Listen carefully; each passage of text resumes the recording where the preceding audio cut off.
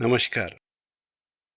Now we shall learn few interesting things that some arithmetic operators which are supposed to operate on numbers can be used for strings also. Okay. So here is an interesting case. This addition of two strings with simply using plus operator is there, where this addition actually in case of strings is called concatenation. Concatenation is nothing but joining of strings. I have given double quotes in first string and single quotes in another string just to show the variety of strings, nothing else. And in this second line, this is multiplication operator actually is used for repetition of this string. Okay, and then this concatenation operator will add up this. We will simply print x and y.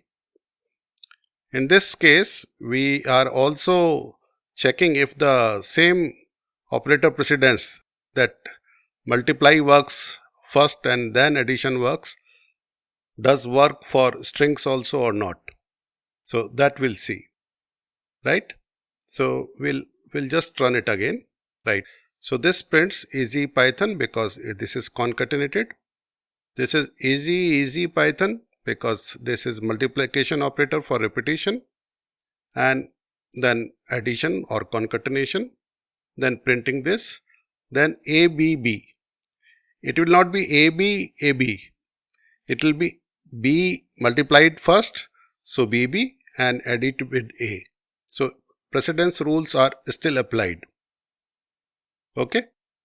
So these two are the basic arithmetic operators which can be used in a different shape, different purpose for strings. We'll also learn this using AI. We'll learn the explanation of this code. I have already made using this AI. So easy Python is joining of strings plus this is multiply operator is for concatenation, and before that it is repetition. Repeats the string easy 2 times and these are printed. Then this is for precedence checking. Okay. So we can easily see that using AI also. So this is a fairly simple code but frequently used. Probably you may be surprised by this thing. Let us do it, make it 4 just to see it if it happens that way. So this easy is repeated 4 times. So this is a good technique in Python. Python is really wonderful in these kind of aspects. Okay. So please do subscribe to this channel, and you can give your feedback in comments, or you can ask any questions to me.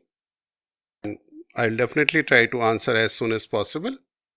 And then you can also put your codes to ask questions. Thank you.